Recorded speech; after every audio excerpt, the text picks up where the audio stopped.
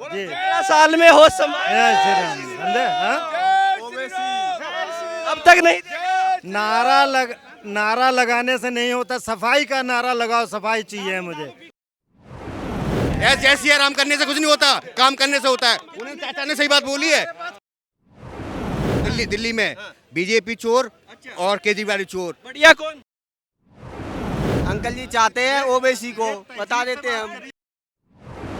मोदी है तो मुमकिन है और योगी है तो यकीन है। अब तो कहानी खत्म। वो कहती है तलाक तलाक तलाक, फिर औरत क्या कहती है? मोदी मोदी मोदी। प्रभु क्षमा क्षमा क्षमा क्षमा, 3 बार क्षमा, बस कहानी खत्म।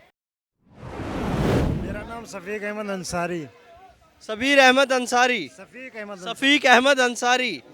अंसारी साहब बताइएगा, जो केजरीवाल जी हैं गुजरात जाते हैं, कहते हैं कि दिल्ली के रिश्तेदारों से पूछ लीजिए और फिर उसके बाद हमें वोट कीजिएगा। आप दिल्ली के रहने वाले हैं? है तो दिल्ली के रहने वाले, वजीरपुर जय कॉलोनी। तो दिल्ली में क्या हाल है? मेरे जय कॉलोनी का हाल सुन लो। इतना बुरा हाल है, इतना बुरा हाल है वहाँ पर, इतनी गंदगी है कि जीना मुश्किल है। पहले दिल्ली का सोचे कोई। अच्छा, हाँ ये दिल्ली है।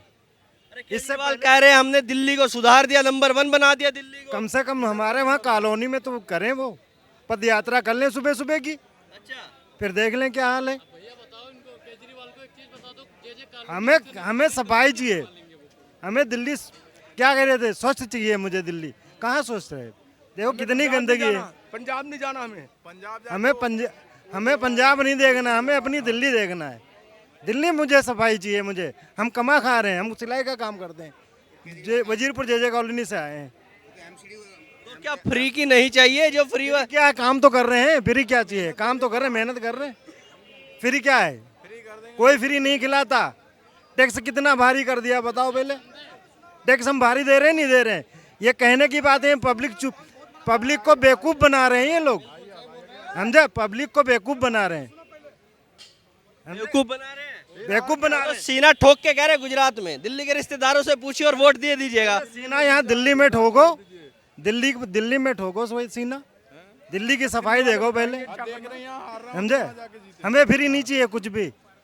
तो अब हमारे हाथ पैर हैं। एमसीडी के चुनाव हैं अब, तो अब क्या लगता है, केजरीवाल बढ़िया या फिर भारतीय जनता पार्टी बढ़िया? हम बढ़िया नहीं, मुझे बढ़िया काम करने वाला चाहिए। कौन करेगा? कोई नाम तो दिल में आता होगा इसमें। ये तो पब्लिक सोचेगी क्या कर कौन है। चाचा, इस दिल में कोई नाम तो होगा कि ये आदमी कर देगा। नाम तो सब जानते हैं, इसी बात है। आप भी बता दीजिए। हम नहीं बताएंगे, ये नहीं बताएंगे। हमें काम चाहिए, हमें काम चाहिए। कोई भी नेता है, काम चाहिए मुझे। काम चाहिए। हमारे लिए सब बराबर।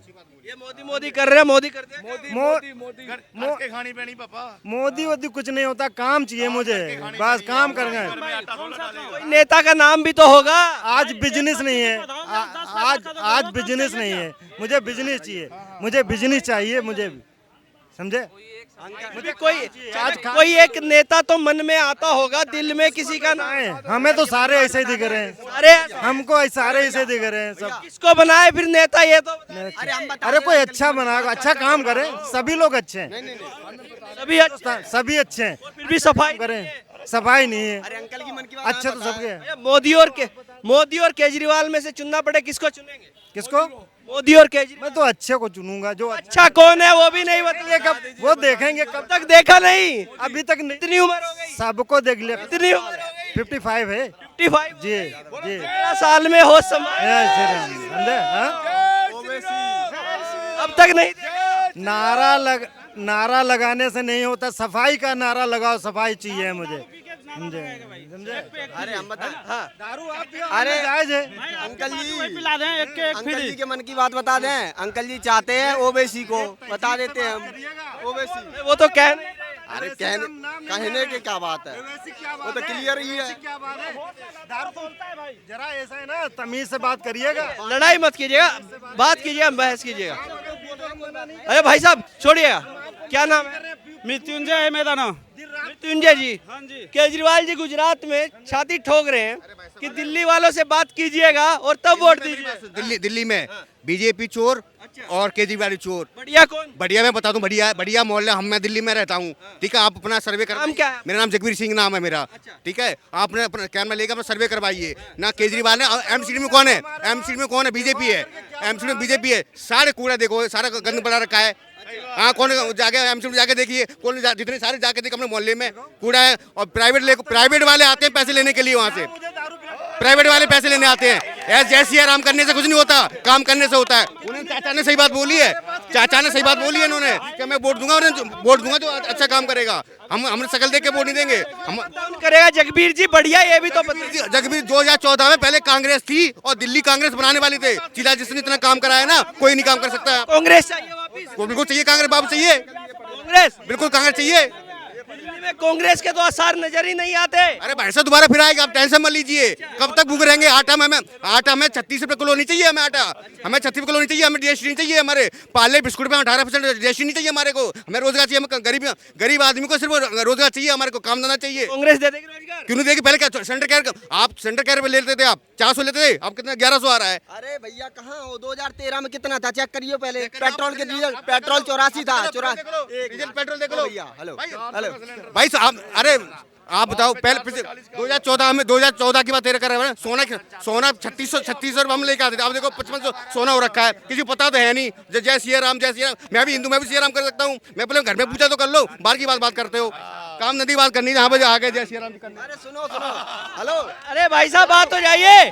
अरे जगबीर जी चलिए, जगबीर जी चले गए हैं और अपनी पूरी खुंदक निकाल के चले गए हैं। नाम भी नहीं बोला होगा, झूठ बोला होगा वो, नाम सही नहीं बोला होगा, ठीक है ना।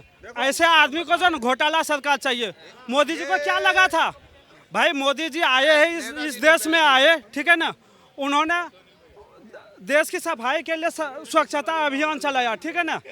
और उसके बाद तब फिर नोटबंदी कराया। क्या ज्यादा था? वो घोटाला करके 5 साल बिता लेते, लेकिन उसको देश चलाना था, देश को नंबर 1 पे बनाना था, इसलिए उन्होंने ऐसा कदम उठाया है, ठीक है ना। इन लोगों की तरह घोटालेबाज सरकार नहीं है, ठीक है ना।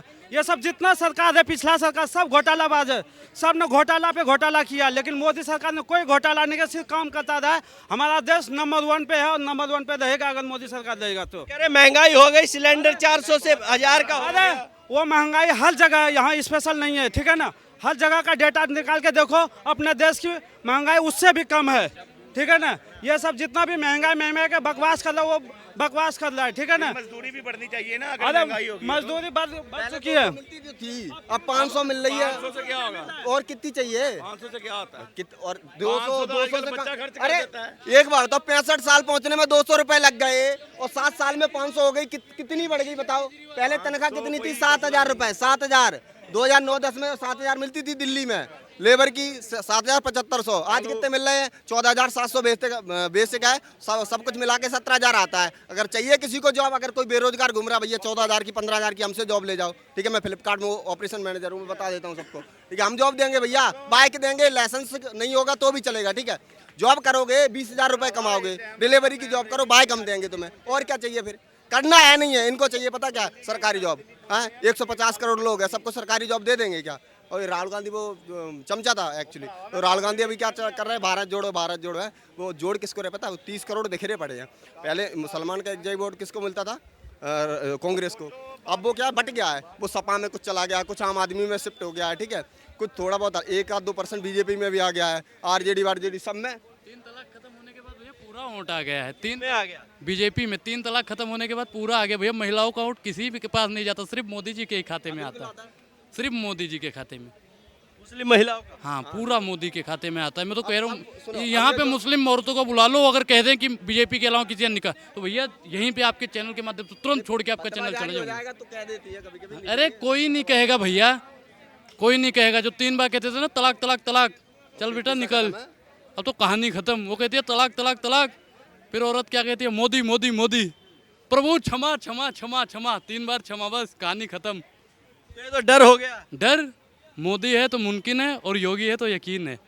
अमित शाह है तो ब्रह्मा विष्णु है। ये सब रट के घूम रहे हैं क्या? अरे भैया रटके, अरे भैया हम कोई उनके आदमी थोड़ी हैं, हम तो राम को मानने वाले हैं।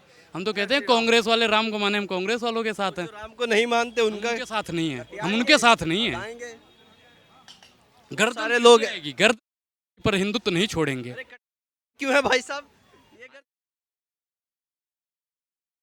के नारे लग जाए, 2 मिनट में फतवा जारी हो जाए ना। एक चीज बताइए, अभी पंजाब में एक हिंदू नेता की हत्या की गई, 22+ सिक्योरिटी होने के बावजूद हत्या कर दी जाती है। सोच लो, सिक्योरिटी या मोदी केंद्र में ना हो तो हम लोग बचेंगे?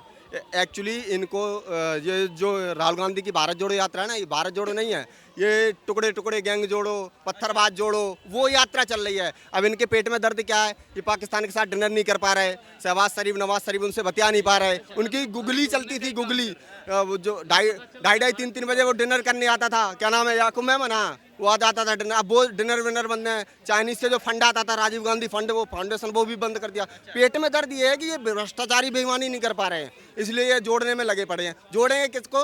वही 25 करोड़ को, वही वोटर है, बाकी कुछ नहीं है। 25 करोड़ को? हाँ, वो भाई सीधा सीधा बोल दीजिए ना, 25 करोड़। मुसलमान बता तो रहा हूँ मैं, वो मुसलमान उनके वोट है तो हम क्लियर कहते हो वो है। और हिंदू की ये सोच है ना मिल रहे एक भी चाहे भारत जोड़ो करे, भारत अगर इनको जोड़ना होता है ये चले जाते पीओ के पहले।